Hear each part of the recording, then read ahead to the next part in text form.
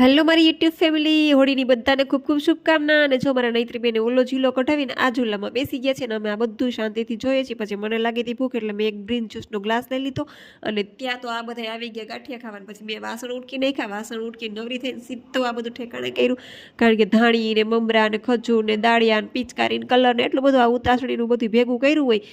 અને પછી અમારે જવાનું તો જલારામ મંદિરે, તો સીધા અમે ત્યાં પહોંચી ગયા. ને આ છોકરીને બેને તો ત્યાં એટલી મજા આવી ગઈ, ધબાધબી બોલાવાની. પછી શાંતિથી જલારામ બાપાના દર્શન કર્યા, છોકરીએ પણ દર્શન કર્યા, મેં પણ સરસ મજાના દર્શન કરીને સીધા પહોંચી ગયા પ્રસાદ લેવા. ગુંદી ગાંઠિયા, કઢી, ખીચડી અને સરસ મજાનું બટેટાનું છાલવાળું શાક, આ બધું ખાઈને ગાર્ડનમાં રહીમાં થોડીક વાર. પછી ઘરે આવ્યા, ઘરે આવીને પાછા પહોંચી ગયા દર્શન કરવા હોળીના.